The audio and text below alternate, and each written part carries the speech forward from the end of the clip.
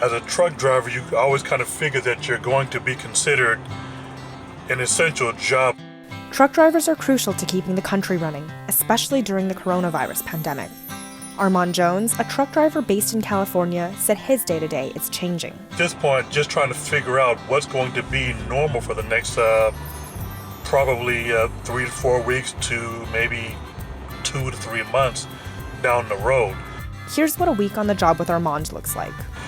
Currently in the BNSF rail lot, in a lot that is probably half as busy as it normally would be.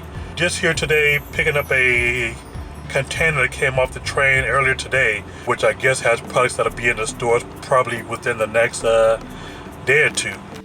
Armand's job normally requires picking up loads that come off a cargo train and delivering them to locations. What we call drop and hook.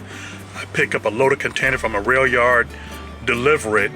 Hopefully they've got an empty trailer for me to take to my next pickup.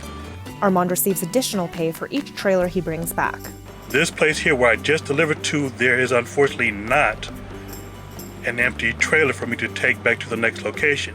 So the next part of my day is going to involve trying to find one at another nearby location.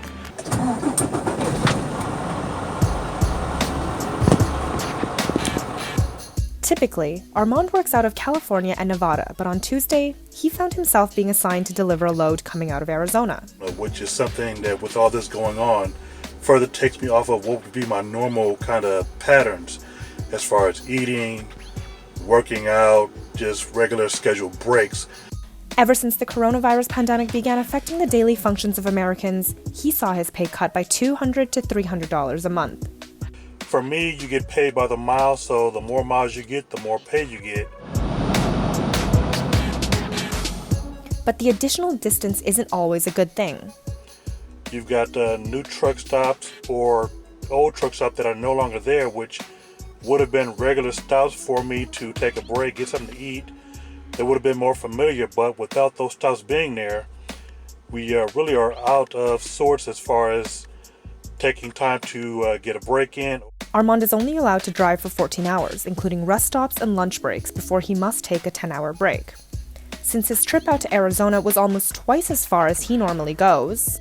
So we got about 4 hours left of drive time on this day, which I could probably get more than halfway back to the LA area. He ended up having to spend the night in a rest area around the border between Arizona and California instead of his own bed. We've got food, we've got water, so we'll make it work. When he did finally make the drive back to LA, he was pleased to find his favorite Chinese restaurant was still open for takeout. Here's the place I normally go to. About to walk in, grab something to eat to go, and get back on the road.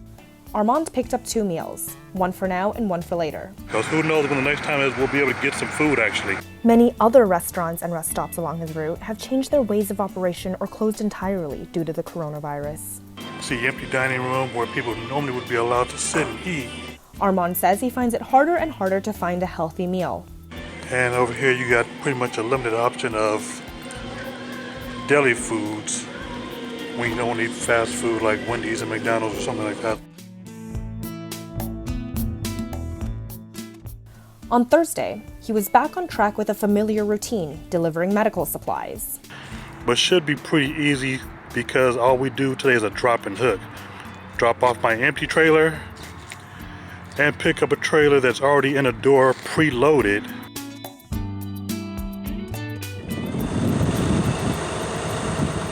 Right now there is very little, if no activity in this section of the train yard, which is this is probably the biggest lot in this area.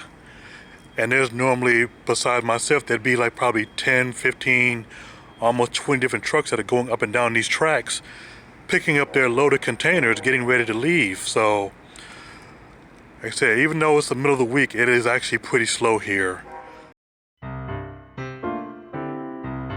On Fridays, like anyone else, Armand says he looks forward to the weekend. And for me, the whole reason for being on the regional fleet is so that I can work Monday through Friday and be off on Saturday and Sunday. So Friday normally is me really trying to set my loads up to where my last delivery on Friday enables me to be, less than 4 hours away from home and have enough time available to be able to get home. But even that has changed in the wake of the coronavirus. My last load on Fridays is normally in the Bakersfield area. My kids, even though they're grown, live in the Bakersfield area, so sometimes I try to make it possible to at least get a chance to see them during the week when I am in that area. With new social distancing measures in place, Armand hasn't been able to visit with his family. And especially with my youngest son just giving us a granddaughter whom I haven't been able to see except for one time since all this craziness has been going on. Hopefully all this stuff will be settled down in the near future and I'll be able to spend more time out there. Armand can't help but wonder what's in store for the future. That's the main goal. Go to work as long as I can, depending on what's going on with the loads going out, the virus, and everything else going on with people. Hopefully things get back to normal real soon. For InsideEdition.com, I'm Johanna Li.